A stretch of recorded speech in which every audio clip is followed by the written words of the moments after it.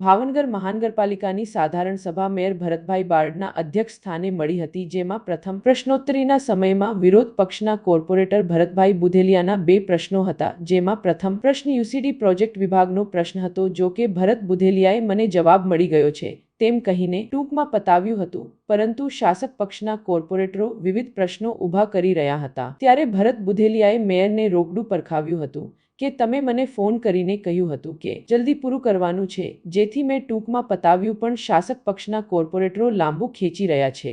બીજો પ્રશ્ન ગાર્ડન વિભાગનો હતો, જેમાં ઓક્સિજન પાર્ક, બાગ બગીચા, સર્કલોના કામો અને ગંગાજળિયા તળાવ અને પિલ ગાર્ડન સહિત પાછળ લાખો કરોડો રૂપિયાનો ખર્ચ કરવા છતાં જેની હાલત કેમ આવી છે, આવો સણસણતો પ્રશ્ન કરાયો હતો। જ્યારે સાધારણ સભામાં જયદીપસિંહ ગોહિલે એક કોલેજના ટેક્સની 3.5 કરોડ રૂપિયા બાકી છે તેવો મુદ્દો ઉઠાવ્યો હતો, જેના કારણે થોડી ક્ષણો માટે સોપો પડી ગયો હતો। આ સાધારણ સભામાં 4 ઠરાવો રજૂ કરવામાં આવ્યા હતા, જ્યારે અધ્યક્ષ સ્થાને 2 પ્રશ્નો આવ્યા હતા, જેમાં સત્યપાલસિંહ પરમારને સેક્રેટરી તરીકે અને જીએસટી ઘટાડાને લઈને વડાપ્રધાન નરેન્દ્ર મોદીને અભિનંદન આપવાનો ઠરાવ હતો।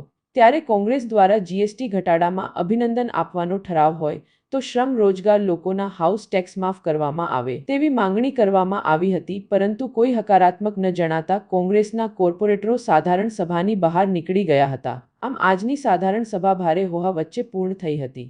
જો કે એવું કહી શકાય કે વિરોધ પક્ષના જયદીપસિંહ ગોહિલ પ્રશ્નો ન કરી શકે તેવું રાજકારણ રમાઈ રહ્યું છે।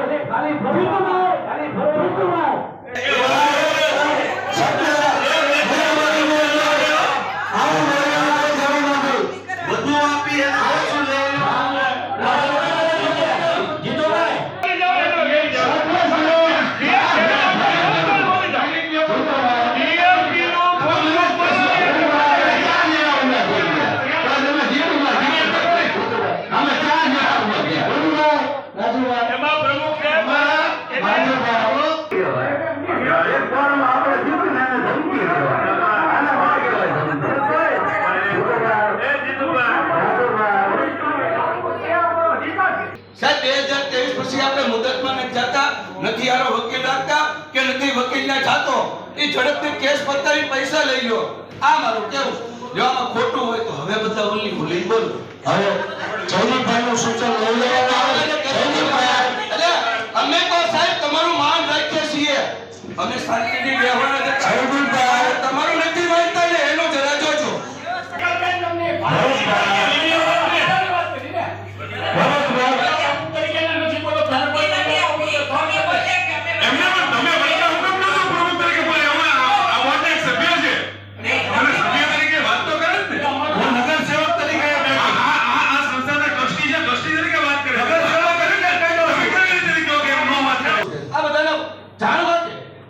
મારું કાંઈ શેત નહીં આવે, મારે કાંઈ લેવા દેવા નથી। સ્વ ભંડોળ વધારવા માટેની મહેનત આપણી હોવી જોઈએ, આપણે ટ્રસ્ટી મંડળના સભ્ય છીએ। તો સાહેબ એ કોર્ટમાં કેસ ચાલુ છે, એ બાનું કઢી અને પૈસા આપણે નથી લેતા, પણ એમ નથી ભાઈ, આપણો તો કરે તમારે બધામાં પછી થોડુંક સાંભળવાનું રાખો। અત્યાર સુધી જે વાત થતી હતી સંપૂર્ણપણે વિષય ઉપર જ વાત થતી હતી એવું મારું માનવું છે। માન્ય અધ્યક્ષે અત્યાર સુધી જે કાંઈ વાત થતી હતી એ વિષય મુજબ થતી હતી, નહીં તમે સરસ મજા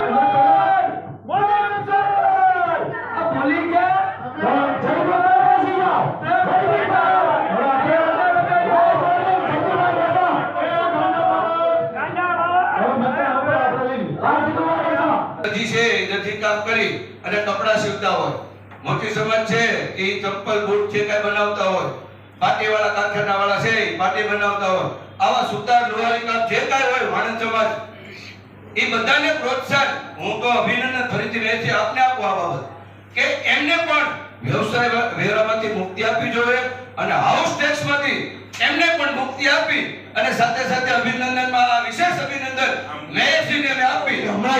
સભાપતિની ચિંતા કરતા હતા, મારી વાત તો આપણો પૂરી હું નો જ કહું છું, જો ભાઈ બાજુ વાત કરવાની નહોતા આવું, પણ આ પૂરું તો ભાઈ બાજુ ન વાત કરવાની।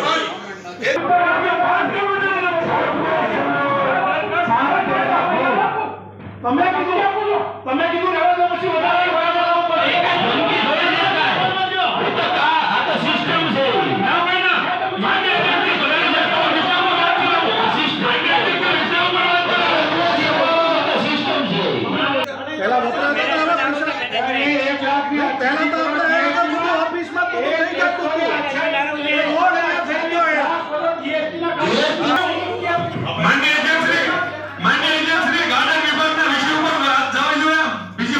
આજની સાધારણ સભા ભાવનગર મહાનગરપાલિકામાં 1 થી 4 કાર્યો લેવામાં આવ્યા હતા. પ્રશ્નોત્તરીનો 1 કલાકનો સમય ફાળવવામાં આવ્યો હતો.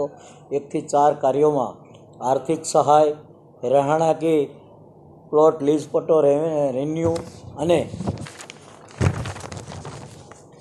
આવાસ યોજનાની દુકાનો જેને 75% રકમ લઈ ફાળવવા અંગેની કાર્ય હતું.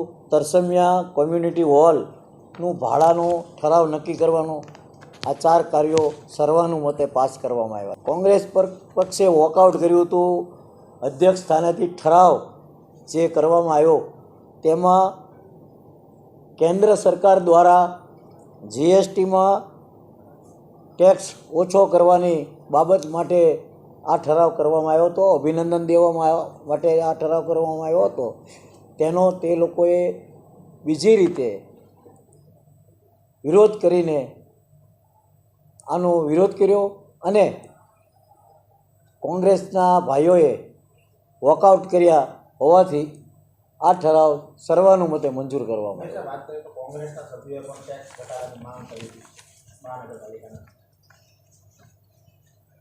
કોંગ્રેસના સભ્યોએ ટેક્સ ઘટાડવાની માંગની વાત કરી તો અમુક એને મુદ્દા પણ કીધા, પણ એકને ગોળ ને એકને ખોળ એવું આપી શકાય નહીં.